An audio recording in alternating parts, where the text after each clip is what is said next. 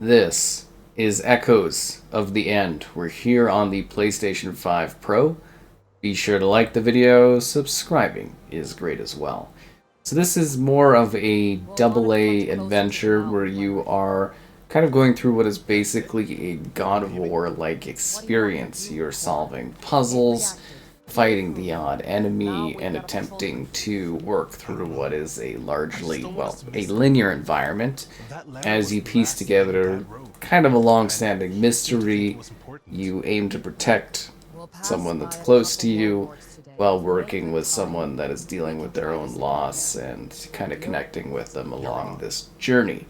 It's actually a rather interesting game, and while it does have some elements that hold it back a bit, it's not necessarily too terrible of an experience. It's actually kind of alright for the most part. And it's got two visual presets that you can choose between, and we're showing off the quality mode for now, so you can see just kind of the max visual aesthetic. But yes, it's a third-person action-adventure game, focusing on narrative and a never-ending selection of puzzles. The puzzles, it kind of goes on and on and on sometimes, which feels a little bit dragging, but there's, like I said, actually some really neat stuff about this game that actually makes it kind of intriguing. So you play as Rin, a vestige-wielding volatile magic individual. So basically, she's got this power that allows her to do a selection of things. For instance, double jumping, or moving objects, or sort of like soul sucking, I guess, to a degree. You get sort of literally suck the force out of people like a vampire, which is kind of neat. So you get these different abilities, and they allow you to solve the puzzles and fight the odd enemies. You know, stuff like that. And this is right at the beginning of the game. I just created like a fresh save, so I didn't overwrite anything I had going on in my primary save. There's not really anything to like necessarily gather, I guess you would say. There's not really like, there's like, you go off to the side for a second, you might gather like a little extra bonus to help you level a bit faster. There's like a little bit of a skill tree, but it's kind of basic in its setup. So one thing to really mention about this game is the difficulty is a little ridiculous. Like, you pick balance mode thinking it's normal, but like, you should probably play this on story mode. Honestly, it is a it's just like, it's really badly balanced. I know that sounds weird, but it's like a Souls-like in a sense, but there's not like stamina and stuff, but it's more like the enemies are just incredibly spongy. And it's like your stats will allow you to be a little bit more powerful to destroy things as time goes on. But yeah, it is a pain to play this on normal. And it may not seem so bad off the bat, but as you keep going, you're just like, oh, this is just silly. And yeah, and then like I said, there's a lot of like polishing kind of issues in this one. Like, for instance, my game crashed like 2 seconds into this, like, the cinematics playing, and there was times where I fell through the map, and there was like sort of hit detection issues. That right, right. That's what I was talking about. Stuff like this. Yeah, stuff like this. Yeah, is there like a is there a, yeah. I'm just gonna back to the main menu and then get back into it. So there's, and I had like AI that kind of got stuck in like things they weren't supposed to get stuck in and stuff like that. It's like, it's not, the checkpoints are good for the most part. So it's not like you're really losing a whole lot when stuff happens, but it's just kind of like, again, this is a double A game. You got to look at it like that. This is kind of a double A title, and it's like, it feels like it at times, and it's one of those ones where a bit more polishing. But even then, it's definitely got some constraints. It's another one of those games using our favorite current gen engine of choice, which means everything's temporally scaled, so it's like a 4K resolution, but internally it's much lower.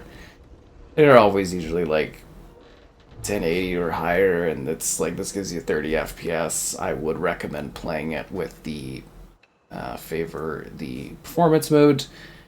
where it's again a similar situation of that 4K. It's just like a lower internal bounds to provide you with, you know, a slightly better looking thing, and then you can have gore on or off if you want. Yeah, and it's just like, this is very easily the choice for this game. It's an action adventure. You hack, you slash. You kind of want the performance level at 60 FPS, let's be real here. And yes, the temporal scaling looks a little bit worse, but honestly, the picture quality is still pretty sharp. A lot of the game actually looks downright beautiful, honestly. Like, a lot of it looks really, really nice. That's what I was saying kind of at the beginning of the generation, is the magic of this engine allows companies that, I guess you would say, normally wouldn't be able to achieve such visual heights, are able to. So it's still got like that jank and that sort of like, you know, I guess you would say double A sort of holdback, but at the same time, it should definitely be applauded for what they were able to kind of like piece together in this. Like, it's like during the 360 era, PS3 era, this would have been like a really well liked sort of, well, I don't know, well liked, but this would have been a game sort of interest to be one of those titles where you're like, yeah, that was not too bad and stuff. Nowadays, there's a lot of competition, and you could really tell that this heavily leans on God of War. Like, literally, there's sections where you're rowing in a boat and solving, like, the way the puzzles are designed. It feels like basically someone played God of War, the rebooted series, and was like, you know what, let's make a game like that. And that's kind of basically like what this is. And it sounds silly, but like, it's more and more prevalent the further you get along in the game. And there's nothing wrong with that, but it is sort of just like, wow, I really felt like I've been there, done that. And like I said, the puzzle stuff, it's just like, it gets a bit tiring because it's like, yes, they mix things up with a little bit of combat, a little bit of puzzle. But like, you really do end up, you know, kind of, it feels like you're just sitting there doing endless puzzles in some areas, and it just gets like exhausting. Because normally I could sit here and just like whip through these games in like a sitting or something if I really want to, but this game I really felt like I needed a break, which is a bit of a shame. Yeah, and it's usually I'm so much better for that, but the length of it, it's not too bad. It's like, it's 10 chapters, or there might be a little bit extra stuff, but like, you know, it's like 10 chapters, and every chapter is about an hour or so of gameplay. It's a respectable length. If you like what this is, you know, like, it's not bad for length. It plays generally well. The characters are kind of interesting, and, you know, it is like a protagonist where sort of like, it feels like she was ripped from Forspoken. Like, it's like aesthetic wise and stuff, but like a little bit of a different performance. At the beginning I was like, I don't know, this is a bit like a little rough, but I think as you kind of get along, you get a little bit more, you know, sort of used to the performance, and it makes, like, it kind of works a bit better, especially when you get to the dynamic of like, there's another character you sort of interact with, an older man, and it's interesting seeing the dynamics play between the two of them.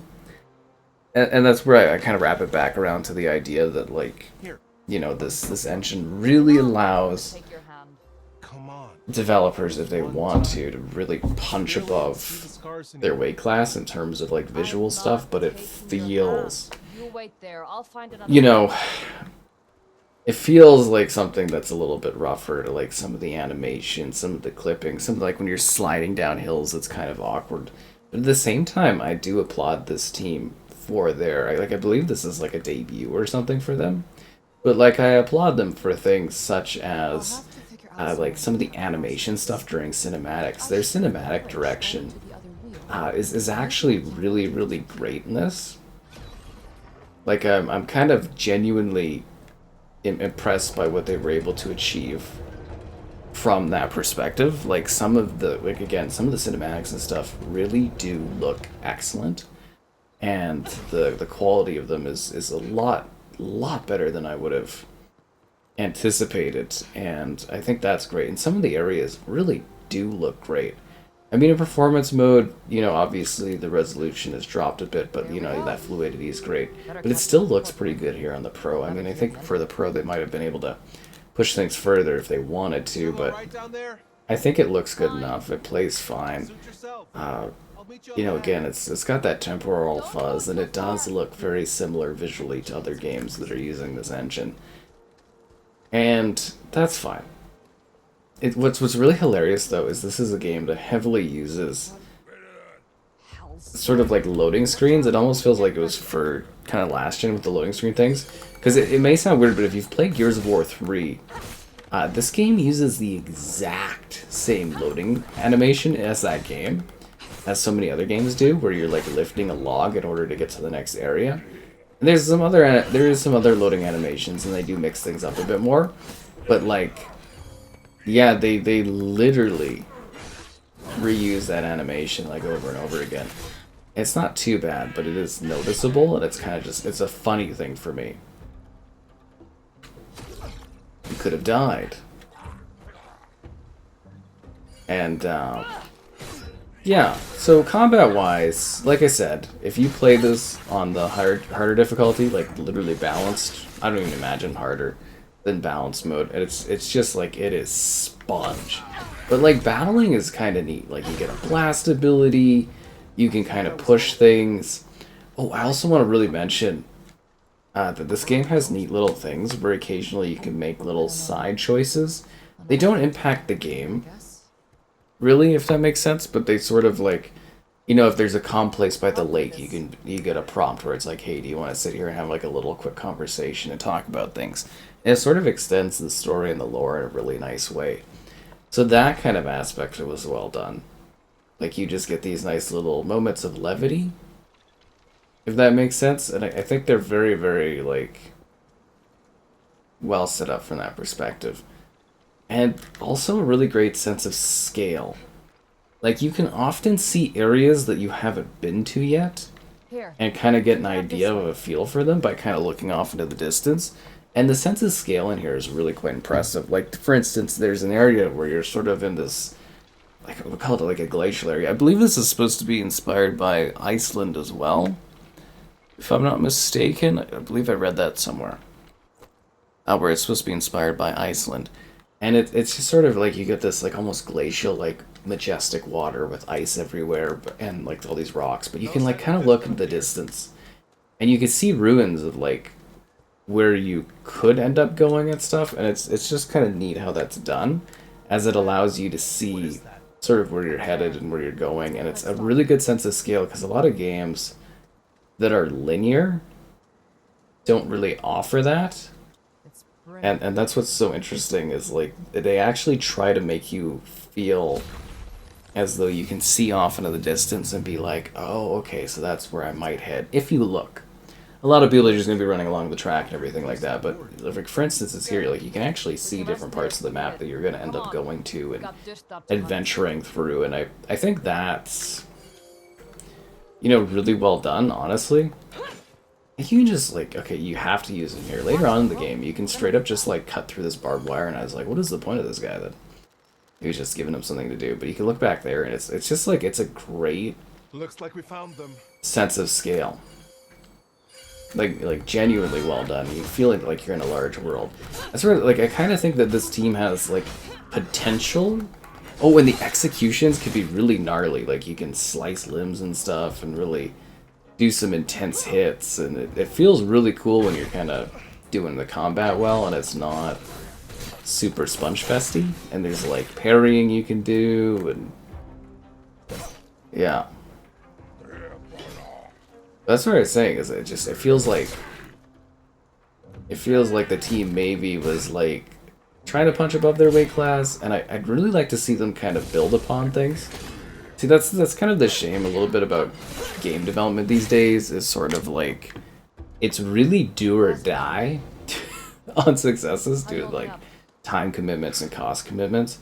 But like back in the day, you'd get to make a game that's smaller in scope and stuff, and you'd get to like maybe have the chance to build upon that. And that really isn't like as much of an option these days, which is a bit of a shame.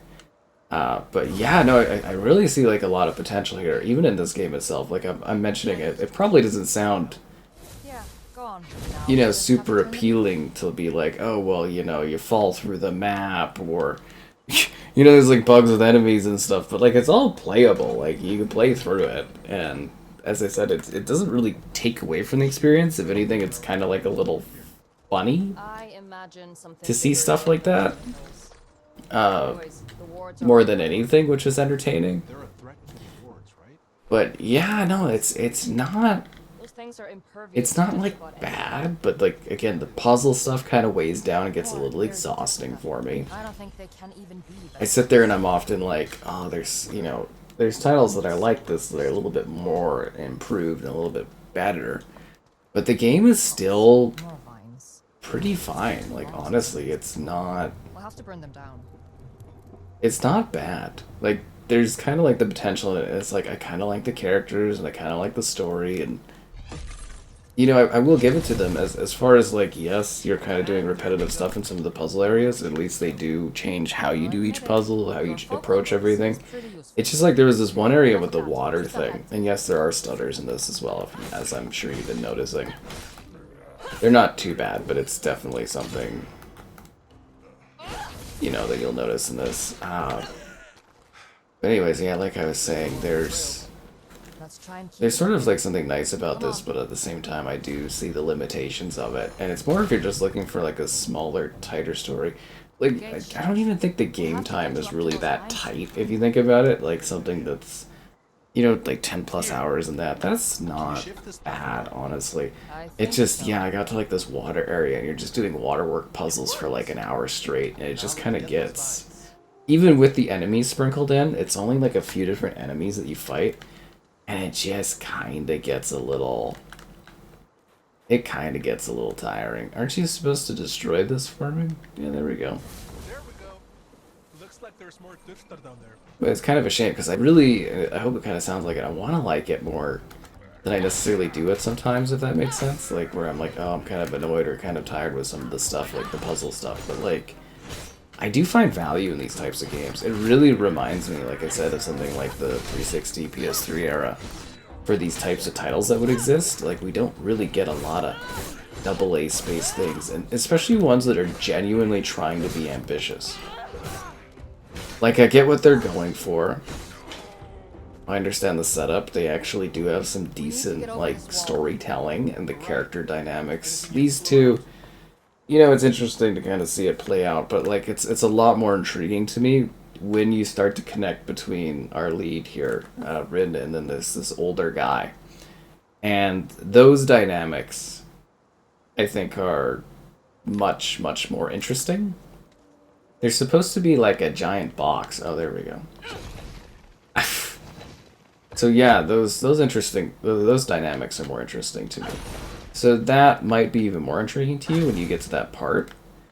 What else is there? So difficulty stuff, we talked about. Some other little things here or there. Easy. Talk about the character aesthetics. There's like one other point that I really wanted to make about the game too. Like music-wise, it's... Yeah, I could use a little bit more music and ambience when you're doing stuff. That was something I noticed. And some of the puzzles require something a little bit more exact than you should necessarily need, especially for platforming, which can be a little annoying in some spots. Okay. You ready? But like, I'll give it to them. It's not a bad time.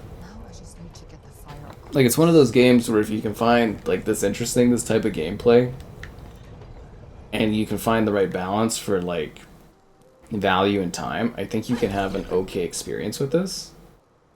And you know what, I was supposed to spin that around the other way.